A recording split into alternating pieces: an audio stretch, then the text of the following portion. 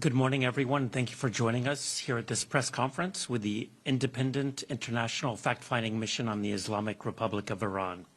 As you may know, the Human Rights Council established the fact-finding mission in November of 2022 to investigate alleged human rights violations related to the protests that began in September of that year. Now, the mission released its latest report last week and presented those findings to the Council yesterday. And unfortunately, not with us today is the chair of the mission, Sarah Hossain, who was unfortunately unable to join at the last minute. We do have with us Mr. Max Duplessis, who will start us off with a brief opening remark, and then we'll open the floor to your questions. Thank you.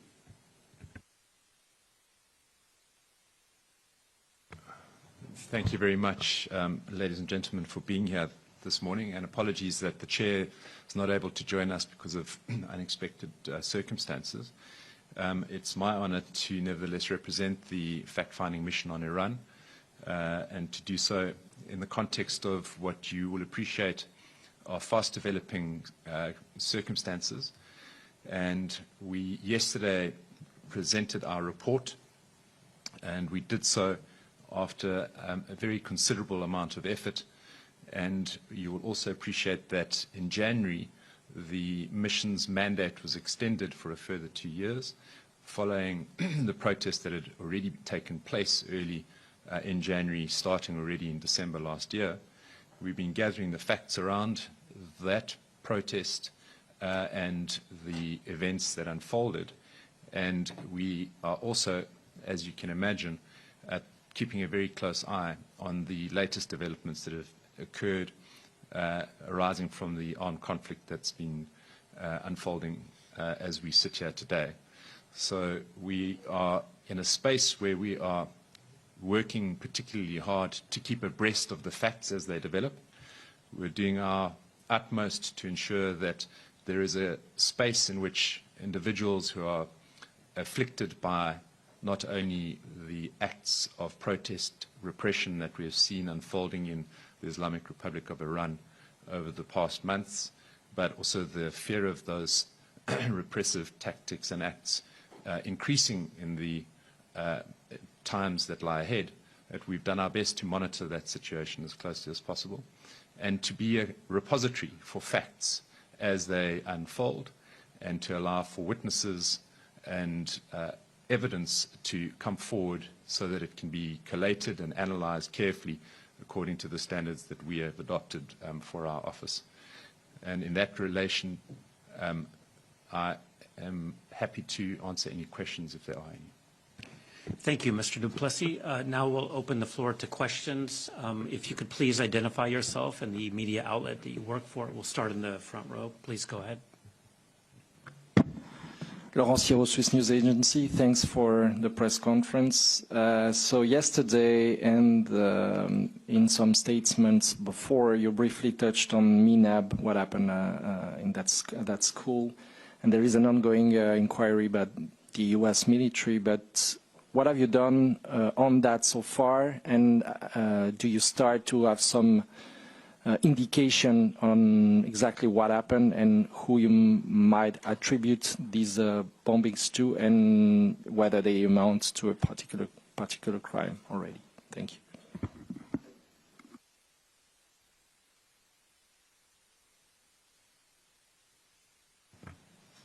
Thank you very much for that question. Indeed, it's of particular concern to the mission that this attack took place, as you know, on the very first day of the campaign. We know that the attacks destroyed the school in MENAB, in the southern province of Iran. We have credible reports that we have been considering, which indicate killing of at least 168 people, and we know that the vast majority of them were girl students, many of them as young as 7. So we are alive to those facts. We are aware of the fact that the United States has indicated that it is conducting its own investigation. We ourselves are in a position where we are considering each of the facts as they emerge. We are in a position to gather those facts, and we are doing so with a concerted effort to understand who might have been responsible, what the reasons for the attack might have been, and to understand what the consequences, if any, might be under the relative legal frameworks. We are at this point in time, we're at an early stage of that investigation. You can imagine that it is impossible for us to do more than at this stage from afar consider what has happened. We don't have access to Iran. We've asked for that access and will continue to seek that access. But from afar, we are certainly most concerned about the news about that attack, and we are in a priority fashion considering what that attack means and what the implications are. But at this stage, I can't say that we are able to say anything beyond the very considerable concern that the mission has for that school and the killing of obviously what appear to be numbers of children and teachers that are entirely innocent. Okay, we'll take a question from the New York Times, from Nick Cumming. Bruce, please go ahead. Yeah, good morning. Thank you for the briefing. I just wondered if you'd had any direct contacts with people in the United States, the Department of War, who are supposedly conducting this inquiry, if you have any sense of how that has progressed and your level of confidence in what is being done from that end. And second question, given the internet blackout, I'm wondering what whether you've been able to establish any kind of systematic picture of interventions by the Republican Guard forces in Iran in terms of actions against any protests they are getting or the actions they are taking to maintain their control on the streets. Thank you.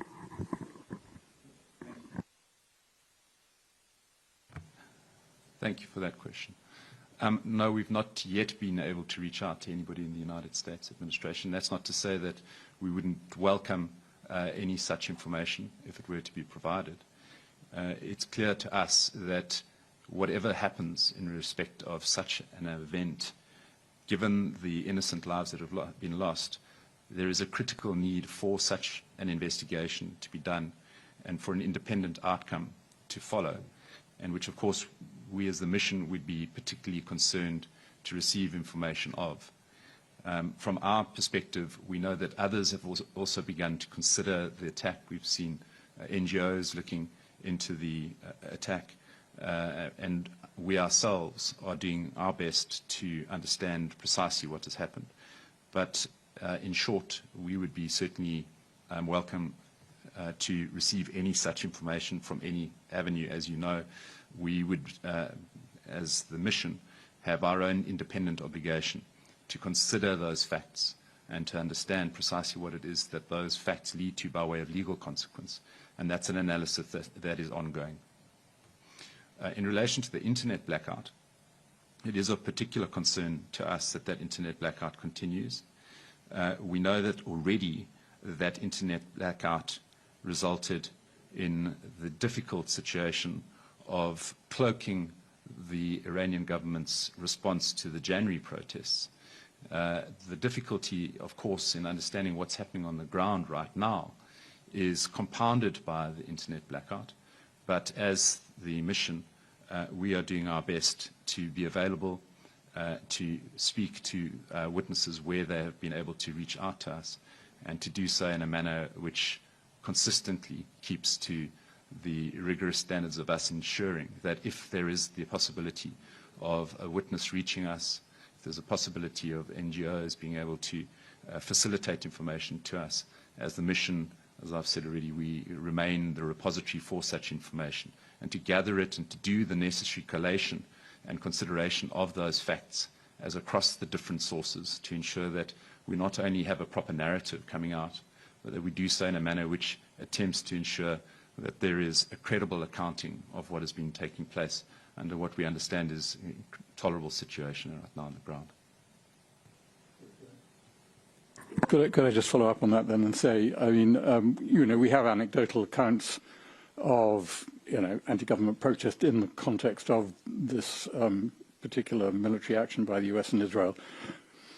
And I'm just wondering if you have anything that allows you to characterize the way Iranian authorities are responding to that.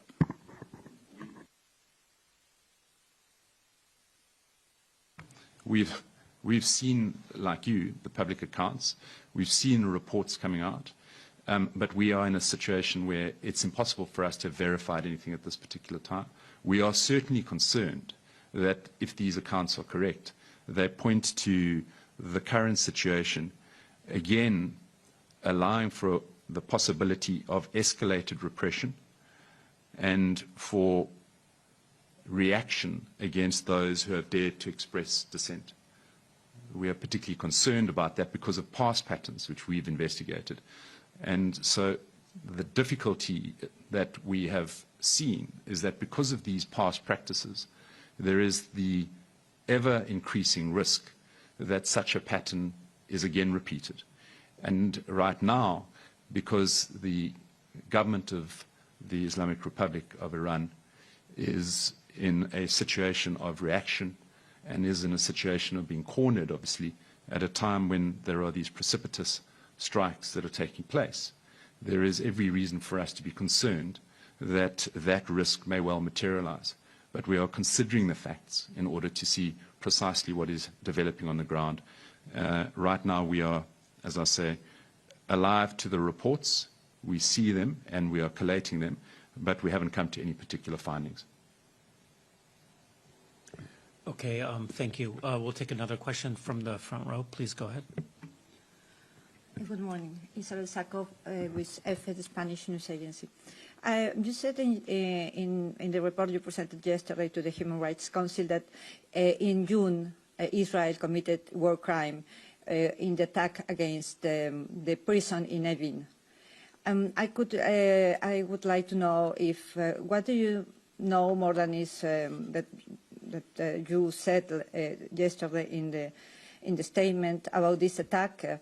And if you know if the Israeli government is conducting any inquiry or investigation on this issue. Thank you. Thank you for that question. What we have established is that it was an armed conflict between Iran and Israel in June of 2025, and that as a result of that, civilians and civilian infrastructure had to be protected under the laws of war.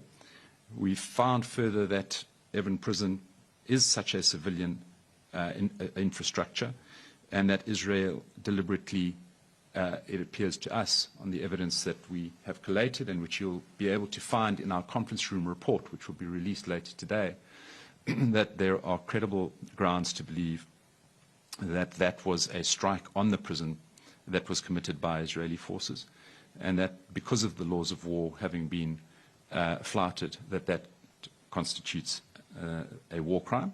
The details of that, as I say, are set out in the conference room report, and that report will be released later today. In respect of your second question, we've not heard any news of any investigation that has been undertaken by the Israeli government in respect of that attack. But of course, we would welcome any such investigation were it to take place, and we would consider it important in light of our findings in the report around the numbers of individuals who appear to have been civilians and who are innocent in that strike and who lost their lives, that such an investigation ought to be done.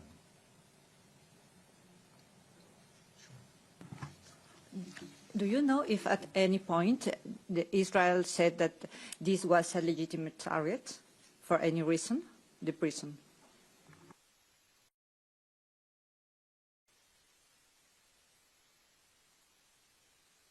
My apologies. Israel had said that it had struck the Evin prison. It had made that clear. And it has not, in our assessment, it has not provided a justification for why that strike had taken place, which justifies the attack on the civilians that were included in the prison. And for those reasons, as you'll see set out in the report, we've come to our conclusions. Okay, thank you. Let's take a question online from Yamori Shinbun. Please go ahead. Yes, thank you very much for doing this. Yesterday at the council, you quoted the Judge Robert Jackson and said that he criticized the resort toward an aggrieved country, and methods like diplomacy are open to an aggrieved country. But the Iranians were attacked twice in 8 months by the United States and Israel in the middle of the negotiation with the United States.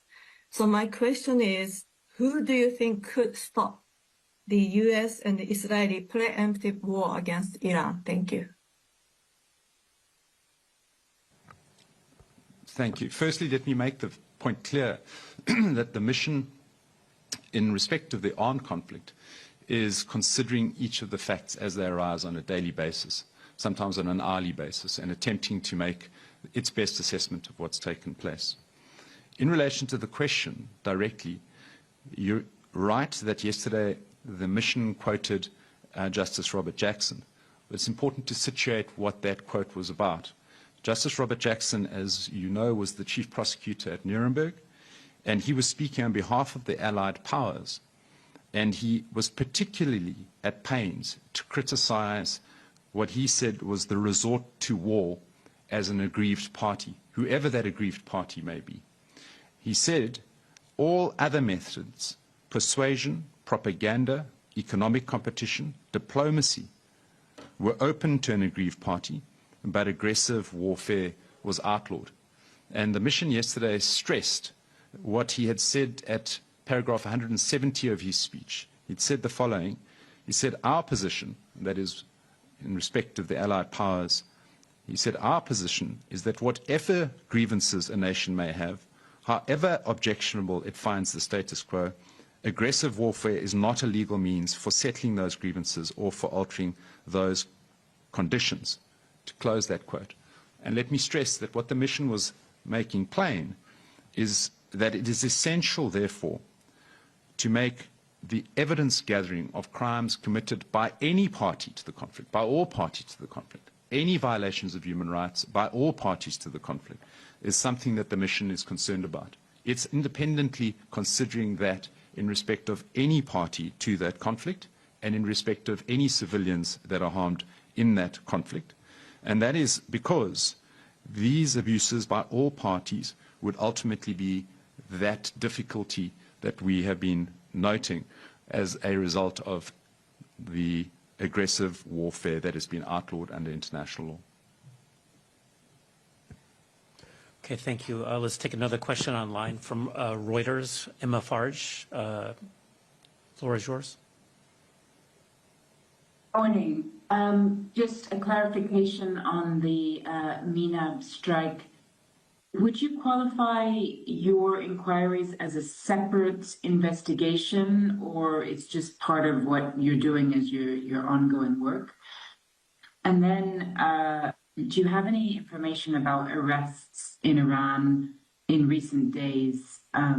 There's reports of up to 500 in recent days. Thank you. Thank you. In respect of the Minab attack, it is not a separate consideration. It's a feature of our investigation overall. We're concerned about attacks on civilians and the loss of life by all. But, of course, the Minab school strike is of particular concern given the numbers of people involved, the fact that they were clearly innocent civilians, and the fact that we already know that the vast majority of them were girl students. And so in that respect, of course, there is a priority around ensuring that there is the truth around what happened and to understand what the legal consequences, if any, may be, and to assess where accountability may lie. And that is part and parcel of our overall mandate. And we are certainly concerned about MENA because of those features. So to make clear, it is not an independent or different investigation. It's part of our overall assessment and work that we are doing. Excuse me, remind me your second question.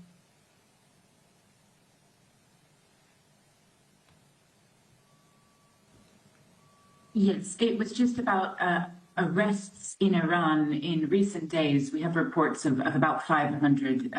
Do you have anything to confirm this? Thank you. Thank you. No, we've been noting the public accounts, and we are, as I've said earlier, we are collating each of those with a particular concern to understand exactly what is taking place. We have noted those, and we, as a result, are particularly alive to the difficulties that, as I said earlier, arise from the patterns of past protests and the repressive conduct that occurred there.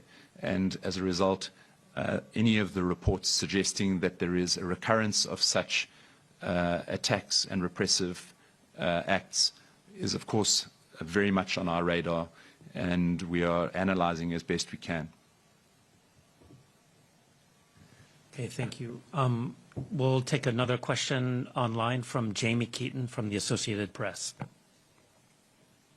Thank you, Todd, and thank you for Mr. Duplessis for coming to see us. I understand what you're saying, and I want to just try to drill down a little bit, riffing off both of Emma's question and Laurent's question earlier. What has changed for your office since this recent upsurge in violence? Are you getting less information? Are you getting more information? Are you getting any better or less access to Iranian authorities or American authorities? There's so many questions about what the conditions are for civilians in Iran right now because of as you mentioned, because of the lack of internet access.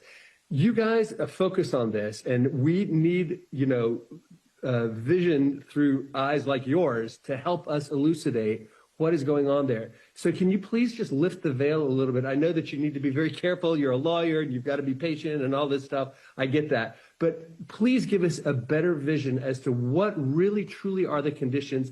For example, I'll just give another quick example. The casualty count that we've gotten on the civilians has relatively been unchanged for like the last week or so. I mean, it's gone up a little bit, I would say. Can you just try to help us, even if it's not fully confirmed, can you just please try to help us get a better picture of what's going on in the country for civilians and for human rights? Thank you. Thank you very much. It's not a case of wanting to provide a lawyerly response. It's a case of wanting to be sure that we are not saying anything that we haven't been able to, in accordance with our mandate, credibly confirm. That means that we are, of course, just like everybody else, we're hamstrung by the problems of gaining that access. Firstly, we can't gain access physically. And secondly, there is the internet blackout. And thirdly, there is the conflict which is creating the uncertainty and chaos that we're all appreciative of. That is not to say that we are blind. We are attempting to gather the facts as best we can. And as at this particular time, we're able to say at least the following in answer directly to your questions about the toll on civilians and innocents. We have been able to confirm, and this is according to the World Health Organization, that in Iran as of recently we've seen figures of 1,300 individuals that have been killed. We've mentioned yesterday that we've seen at least 200 children under the age of 12 that have been killed, 200 women that have been killed. We know of figures speaking around 9,000 injuries that have been recorded. We also stressed yesterday that, according to the World Health Organization, and this is by the 11th of March, that they had verified 18 attacks on healthcare in Iran. That we know of 8 deaths amongst the health workers in Iran, and we know of 2 deaths of health workers in Israel. We've seen reports by UNICEF, and of course we place store on such reports of at least 20 schools that have been damaged in Iran. We know about UNESCO, who's particularly concerned about strikes on cultural heritage sites, and UNESCO has been reporting that 4 of Iran's 29 World Heritage sites have been damaged since the war began. And we also know, according to the UNHCR, of massive disruptions to civilian lives. We have seen reports of up to 3 million individuals having been temporarily displaced or having to have fled their homes to seek safety. And in that respect, we've also been particularly concerned to keep a track of what appear to be the civilian lives lost by the strikes that Iran has effected within the region. And here we are also attempting again to gather those facts. The credible reports that we've seen indicate that at least 17 people have been killed in the Gulf countries through such attacks, and at least 12 people have been killed by attacks in Israel, and that's according to, again, credible media reports. So we're attempting to analyze those further. That provides for us a pattern of the types of figures that are, of course, most concerning. And we're doing the utmost to ensure that not only are we collating and gathering those facts, but we're also open to understanding through our own networks. We've got numbers of our own networks of close contacts and CSO providers of information to keep that information coming and to assess it as best we can and to provide updates for the purposes of precisely such discussions as soon as we have an understanding for ourselves as to what that picture looks like. Okay, thank you. Do we have any more questions from the room or online?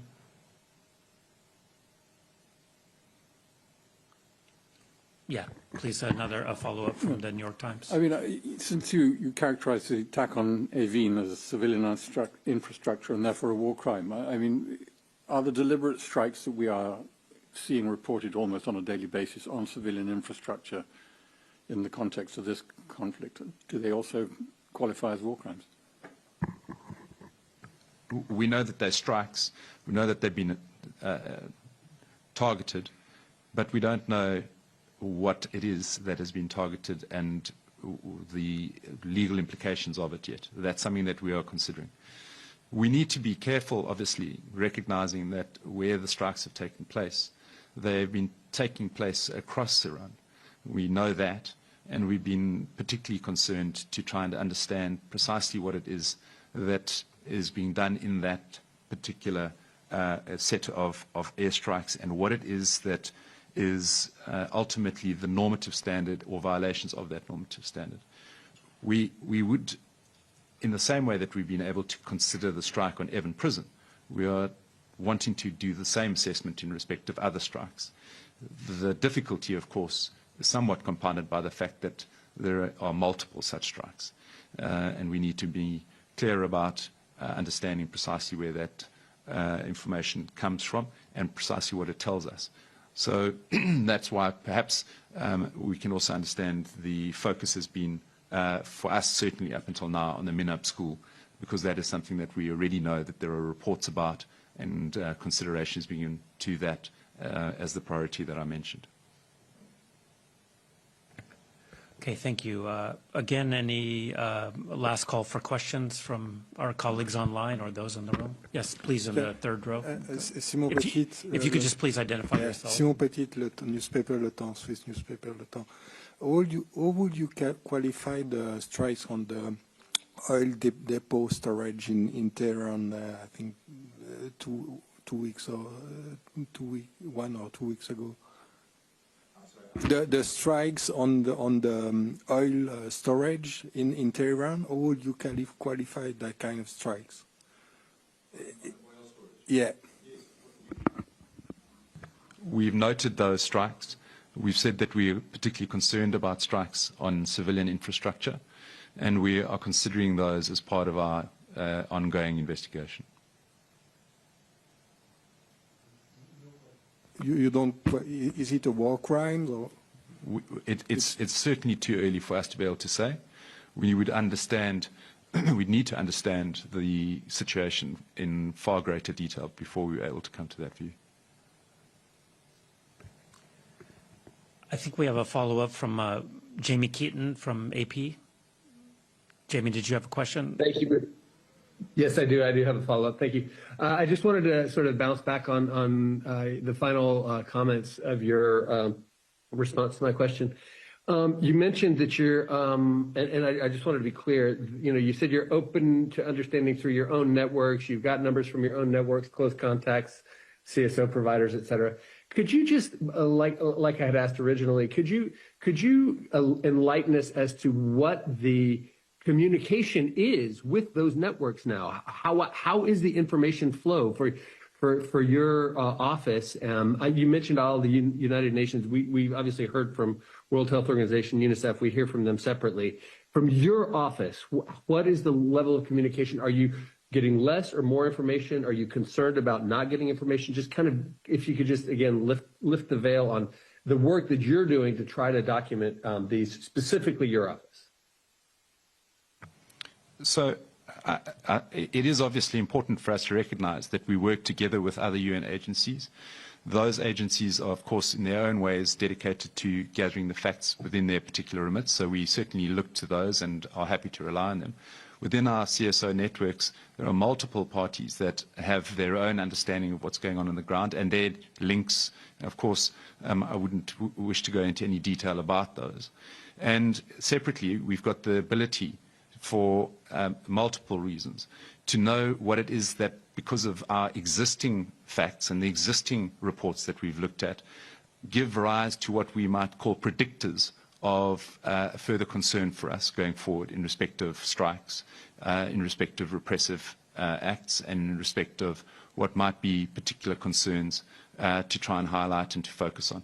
And that is where we are right now. And you'll appreciate that that's taking place in a context where it is literally on a day-by-day basis a struggle to understand the information and to gather it, given the peculiarities and precarities of the situation. It doesn't mean that our job is made any easier. It is made harder. But we are certainly redoubling our efforts to keep up. Okay, thank you. If we don't have any more questions from the room or online, I think that will bring us to the end of this press conference. Thank you all for joining us today, and have a good day.